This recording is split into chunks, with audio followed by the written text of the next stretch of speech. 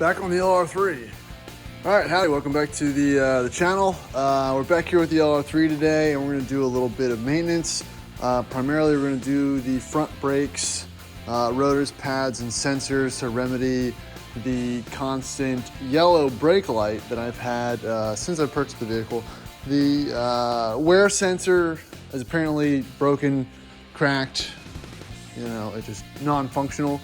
So I figured if I'm gonna do the sensors, I might as well do the pads and rotors while I'm at it. And I ordered one of the kits from, I believe it was Rovers North. So let's unbox that, see what it came with, and jump in. All right, so here it is. Actually, it's Lucky 8, I forgot. I think I looked on Rovers North and they didn't have a kit, I think, that made sense, that had everything that I needed in it. So I went with the competitors. All right. So we got some fun stuff. Brake pads. Sensor, maybe? Yeah, one? I guess there's only one. I guess there's only one in the front, one in the back. Obviously some swag and some rotors. So easy stuff. Let's pop the wheels off, slap together, and get this over with.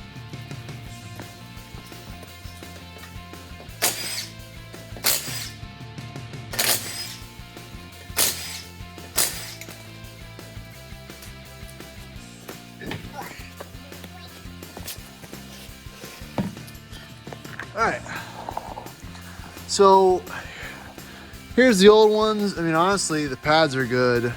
These have a bit of a lip to them. Like I said, they don't really need to be changed, but I got a good deal on the hardware and everything. So we're gonna go ahead and swap them out anyway. Everything else still looks pretty good. No complaints so far. So we're gonna start taking this apart and get her off. So the first thing I'm sealing are these Caliper release bolts. There's two of them. Oh, sorry, I'm pointing to it right there. And it looks like they got replacement hardware because the Brit part pad set came with those. So I guess we're gonna replace those. So we're gonna take those off now and get the calipers on.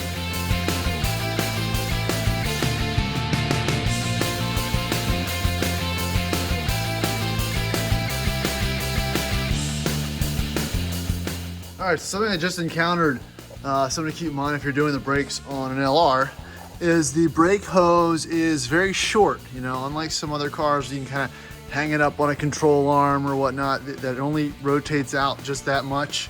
And it's a very heavy caliper, obviously. So what I did, I just got another 4-jack and I'm just supporting it with that. So I don't know if that's the correct way to do it, but it seemed to work, so I'm going with it. All right, next thing we're gonna do is remove this the last brace that holds on the rotor, and then there's a hex bolt that we need to take off there, and it should pop off. Again, this seems pretty straightforward so far, guys.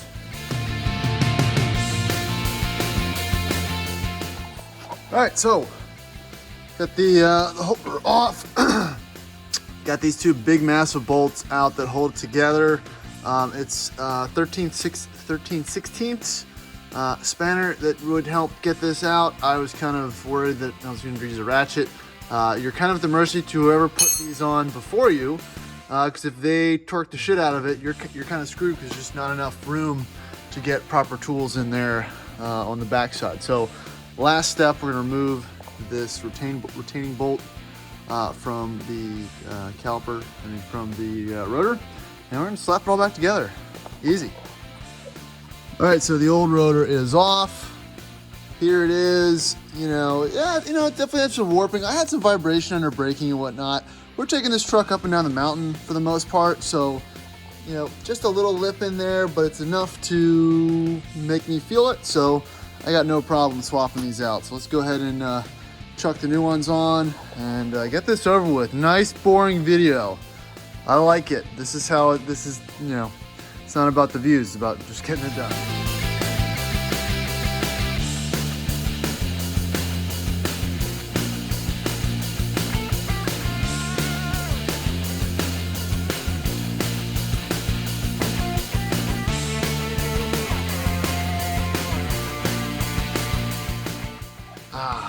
Does not look good? You know, fresh brakes, pads. It's a good way to start your Saturday off. So almost there. Gonna slap the caliper back on, tighten it up, use these new bolts that were provided, and we're gonna torque them down to pretty tight.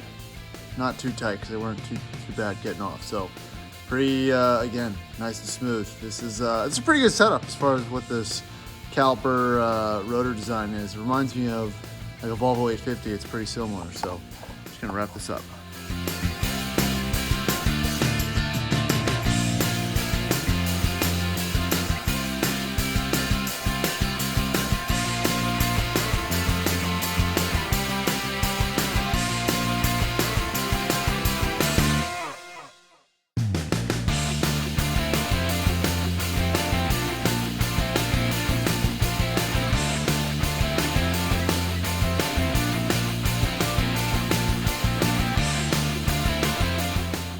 All right, that's it. That's the front brake pad and rotor. I'm not gonna show the other side because that's boring. I will come back in the video in a second once I get the brake installed to do the pad sensor that I have over there. Hopefully it's the right one.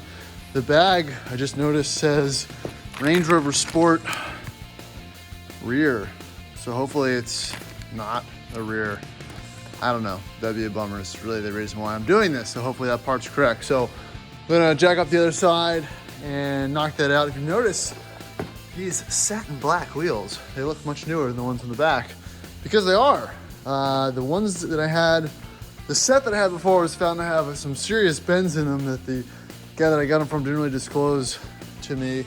So I replaced them. They were pretty cheap, like 130 bucks each from Lucky 8. So I put some new front wheels on and it rides much nicer now. This thing, man, I've been really putting more into this project than I ever really thought, but that's why they call it a project. So I'm gonna jack up the other side and get the last part of the video. Just gonna show you the brake pad wear sensor. Here it is, the white wire here.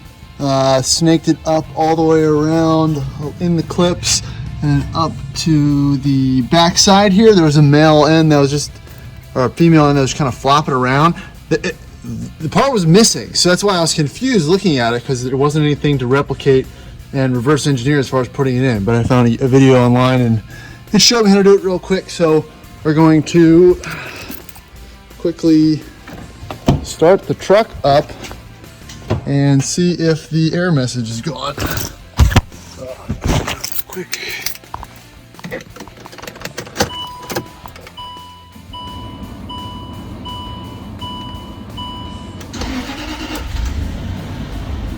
Ooh, wow. First time ever I got a semi-clear dash, so awesome. That's a win for me. Let's get this thing buttoned up.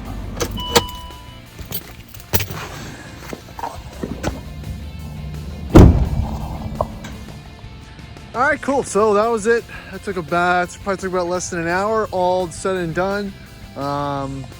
If you like that video and you want to see what else I've done to this LR3, please check out the rest of the series. I'll post the link at the end and up top. Like I said, this is my cheap LR3, and I've done a lot of work to it so far and a lot of fun little things as far as how to fix annoying little items, such as the door handles and the alarm going off, blah, blah, blah. So I think I've got this thing pretty much sorted. The rest of the plans are really going to be to do change the transmission pan filter and fluid, and I think I'm going to stop. Like I said, I'm just trying to finish up the thorough baselining of this truck, and I'm almost there. So appreciate you guys watching. Make sure to subscribe and check out the rest of the channel. Thanks again.